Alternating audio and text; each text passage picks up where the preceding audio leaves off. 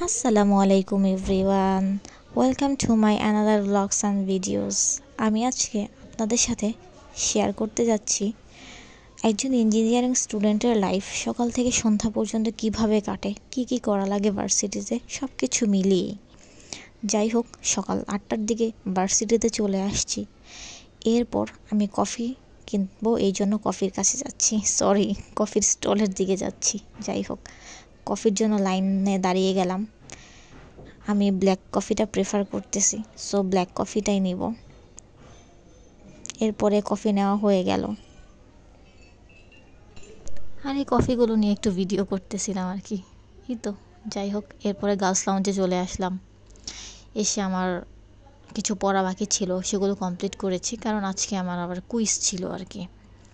Quiz বলতে আপনারা বুঝতে পারবেন না, এটা হচ্ছে একটা সিস্টেম ওয়াইজ আর কি, সেমিস্টারে হয়, প্রত্যেকটা সেমিস্টারে সেভাবে আর কি। আর যেহেতু গার্লস লাউঞ্জে আমি বসেছি, সো এখানে সবাই লেখাপড়া করতেছে, যে যার পড়ালেখা নিয়ে আর কি বিজি।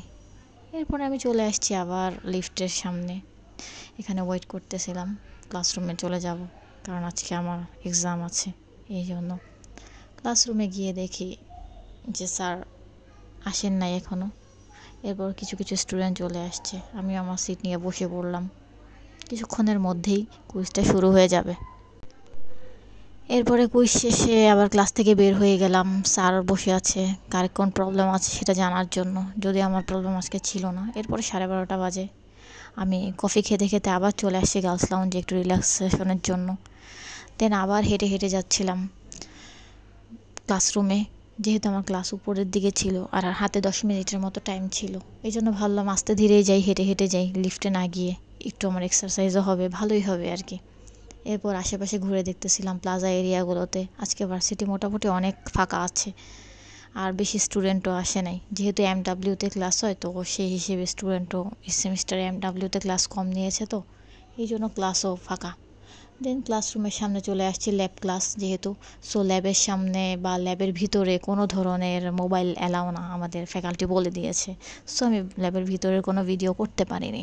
এরপর আবার চলে আসলাম সেন্ট্রাল লাইব্রেরিতে, ওখানে গিয়ে কিছুক্ষণ ম্যাগাজিন পড়তেছিলাম আর দেখতেছিলাম যে কত নীরব সবাই পড়াশোনা করতেছে, আর আমি ম্যাগাজিন পড়তেছি, ম্যাগাজিন স্ক্রল করতেছিলাম, দেখতেছিলাম। আর এখানে আবার বিভিন্ন আমাদের এনএসইউর ফ্যাকাল্টির এই পাবলিকেশনস করেছেন, সেগুলো দেখা যাচ্ছিল।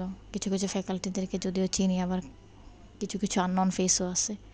এরপর আমি একটা বই খুঁজতেছিলাম, মার্চেন্ট অফ ভেনিস, শেক্সপিয়ারের। এই বইটাও খুঁজে পেলাম খুবই কাছাকাছি একটা রোতে।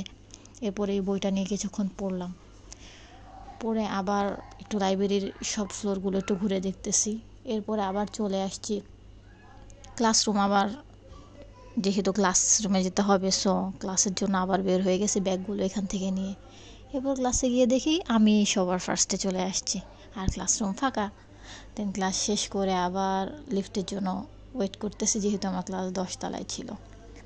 এরপরে তো লিফটে উঠে গেলাম, এখন লিফট থেকে নেমে দেন হচ্ছে বাসায় যাব। এখন আবার একটু আকাশের দিকে তাকাচ্ছিলাম, একটু বাইরের দিকে, দেখি অলরেডি 5টা বেজে গেছে, সন্ধ্যা হয়ে গেছে। আমি আবার অ্যাডমিন বিল্ডিং দিয়ে বের হয়ে যাচ্ছি, কারণ মেন গেট দিয়ে বের হইতে অলরেডি অনেক টাইম চলে যায়, ওখানে ভিড়ও থাকে, গাড়ি চলাফেরা করে, এই জন্য অ্যাডমিন বিল্ডিং দিয়ে এক্সিট নিয়ে আবার রিক্সার জন্য ওয়েট করব ভাবছি সামনে, কারণ এখানে সবসময় আবার রিক্সা পাওয়া যায় না। এই তো রিক্সার জন্য ওয়েট করতেছিলাম। এভাবে একটা ইঞ্জিনিয়ারিং স্টুডেন্টের লাইফ সারাদিন পড়াশোনার মধ্যে, ভার্সিটির মধ্যেই কাটাতে হয়, যেমনটা আপনারা দেখতে পাচ্ছেন। Thank you so much for watching this video.